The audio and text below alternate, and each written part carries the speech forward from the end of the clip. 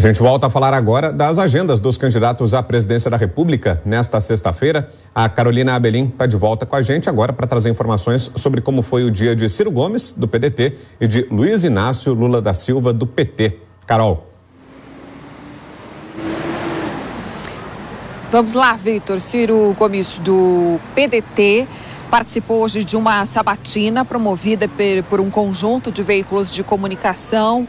Ciro comentou o fato, a possibilidade de que os dois candidatos mais bem posicionados nas pesquisas, Lula e Bolsonaro, não participem do primeiro debate de presidenciáveis, programado para este domingo, ou de qualquer um dos debates. Ciro classificou como um desrespeito à população e mais uma diminuição do eleitor, que na visão dele seria uma sinalização destes dois candidatos de que os eleitores não precisam de um debate mais aprofundado e que seriam incitados apenas pelo ódio ou pela paixão. Ciro também criticou o presidencialismo de coalizão, chamou as emendas de relator de constitucionalização da roubalheira e falou sobre o projeto que é a lei anti-ganância, uma proposta de limitar os juros operados pelos bancos para o crédito pessoal. Vamos ouvi-lo. A lei anti-ganância vai dizer o seguinte: o cidadão que vai fazer um financiamento no crédito pessoal, no cartão de crédito, um financiamento, um empréstimo e tal, ele vai pagar 2 vezes o que tomou emprestado. 2 vezes é muita coisa, isso é um juro de 100% real. Isso não existe em nenhum lugar do mundo. Em valores reais, atingiu o cidadão, tirou 100, pagou 200, a lei quita essa Isso é taxar juros?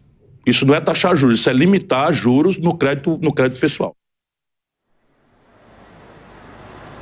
O candidato do PT, Luiz Inácio Lula da Silva, se reuniu no Rio de Janeiro com o candidato ao governo do estado do Rio de Janeiro, Marcelo Freixo, do PSB.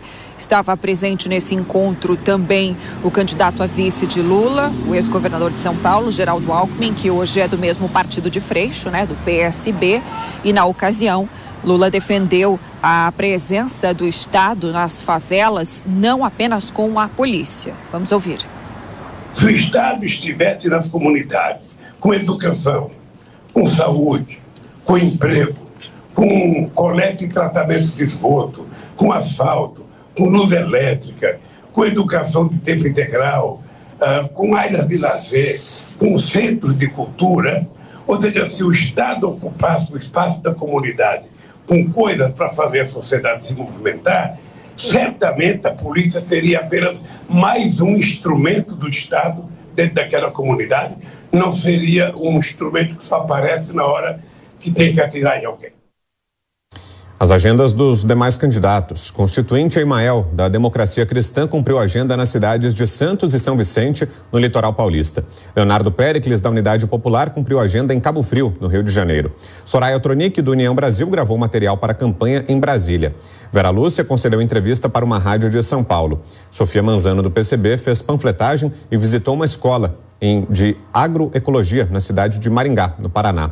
Pablo Marçal, do PROS, Felipe Dávila, do Novo, e Roberto Jefferson, do PTB, não cumpriram a agenda pública nesta sexta-feira. Alfredo, Cristina Grêmio, eu vou começar com você agora, Cris.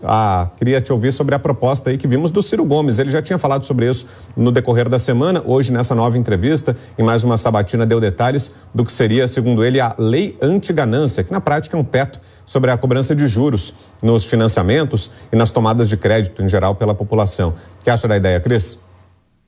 O Ciro sempre vem com uma proposta mirabolante, né? Na última eleição ia tirar todo mundo do SPC, da Serasa, ia tirar todos os endividados das listas negras aí, e agora ele vem com essa de lei anti-ganância. Só faltou combinar com o Congresso, né? Que nem foi eleito ainda.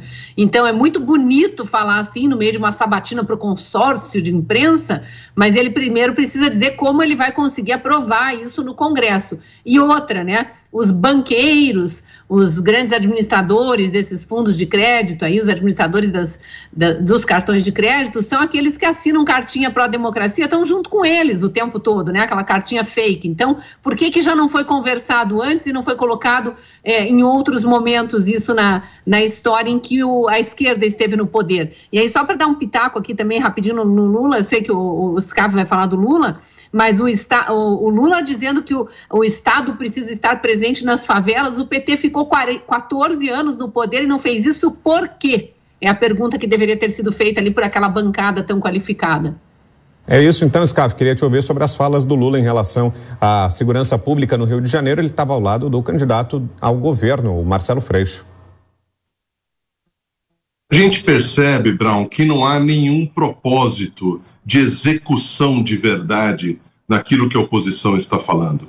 A oposição simplesmente fica na ilusão, no ilusionismo, no lunatismo daquela coisa que tudo vai ser perfeito quando eu assumir. E a Cris afirmou muito bem, se vocês ficaram 14 anos no governo e venceram 4 eleições, agora vocês são os donos da verdade. O dono da verdade é aquele que nunca governou. Imagine o Ciro Gomes imaginar uma lei anti-ganância. Em primeiro lugar, eu gostaria de avisar o candidato Ciro que essa lei já é inconstitucional, porque ela viola a liberdade econômica, ela viola a liberdade de concorrência, e não só combinar com o Congresso, como a Cris bem mencionou, essa lei é completamente inconstitucional, porque nada regula o mercado, somente o próprio mercado se autorregula. E quando se fala, como o candidato Lula falou, numa comunidade carente, que tudo aquilo que ele prometeu deveria estar nessa comunidade, e diz que a polícia seria o estado mínimo, obviamente que isso é o melhor dos mundos. Mas por que você não fez em 14 anos? E agora você, candidato desde 1990 à presidência da República, está dizendo que essa solução, quando você teve um governo que não teve uma guerra externa, não teve pandemia, teve um mundo assoprando a favor do Brasil e nada foi feito. Pelo contrário, nessa comunidade que ele prega tudo isso, Brown, os índices de violência só aumentaram. Então agora é muito chato chegar como salvador das ideias mirabolantes e daquilo que você, quando estava com a caneta na mão, simplesmente não executou.